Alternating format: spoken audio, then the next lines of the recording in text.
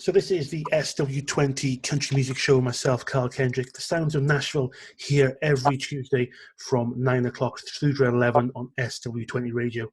And every week I'm trying to get interviews with country music singers, bands from around the world, from Nashville to Europe. I'm glad to say joining me on the phone and in the virtual studio right now is Anglo-Austrian Duo Two Ways Home, who are made up of Isabella Marie and Lewis Fowler. Good evening.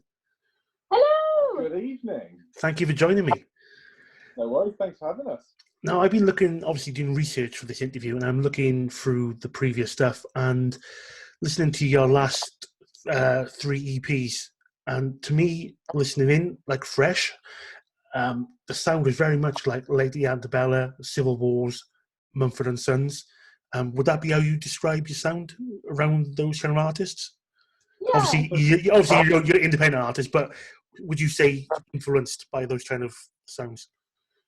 Definitely. Yeah, I think they're all acts that have influenced the music we make. I think we never set out to sound particularly like any of them or like anything really. We just sort of make what we make, and obviously you draw a lot from your inspiration. So I think they're great artists to be compared to. How would you describe your music then? How would you describe what you record and what you make? Well, I always say it's folk rock with a country twist. Yeah, that is his tagline. Yeah.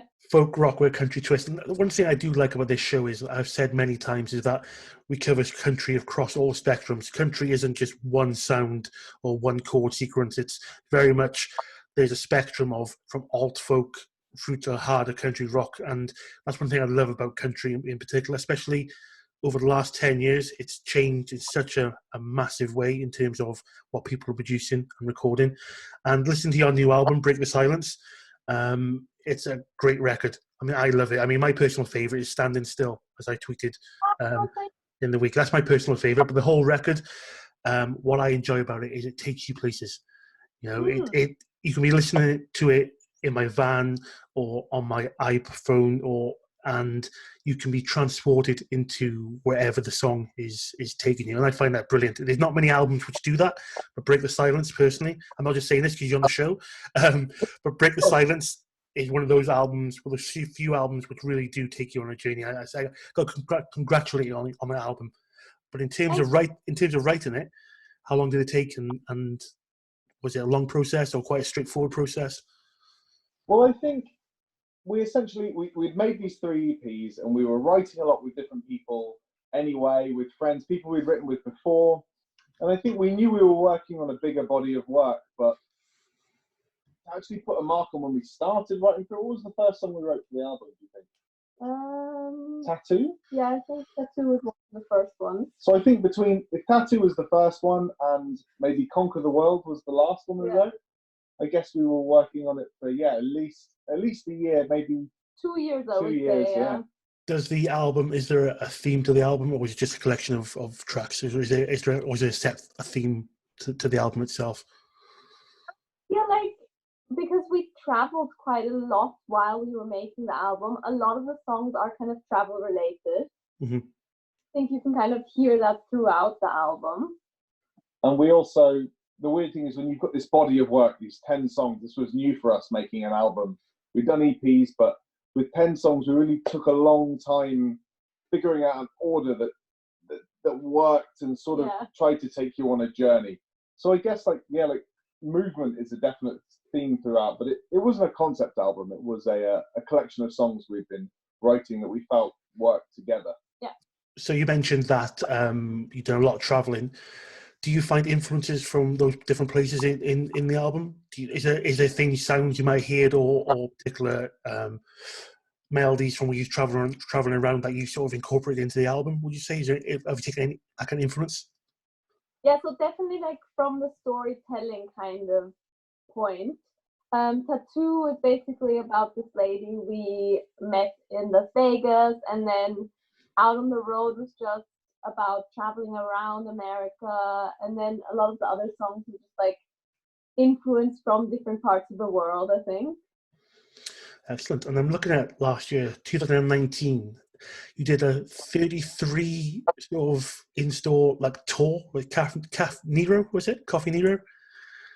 We found out that they'd been, we'd been on their playlist. We kept texts from friends saying, I've just heard your song up in Glasgow in Cafe Nero, and I Shazammed it, and it said Two Ways Home. And Yeah. I was getting texts from friends I grew up with saying, you know, oh, my daughter just Shazammed this song, and I think it's your band.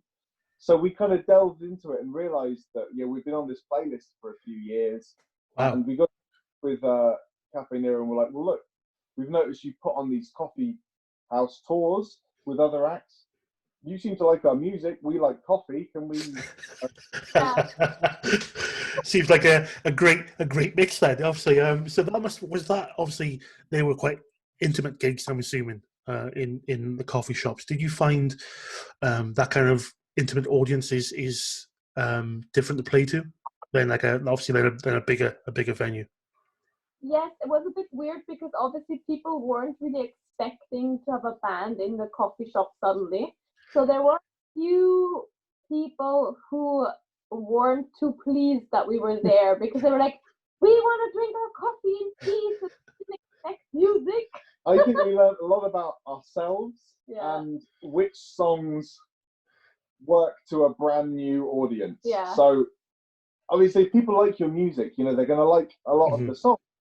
They've already invested into the band. But if you want to get that listener in with one song, we definitely figured out which songs tended to get people looking up from their coffees and croissants. So obviously it's different to having a gig where people are buying tickets specifically to watch you, or a band you might be supporting or might be supporting you.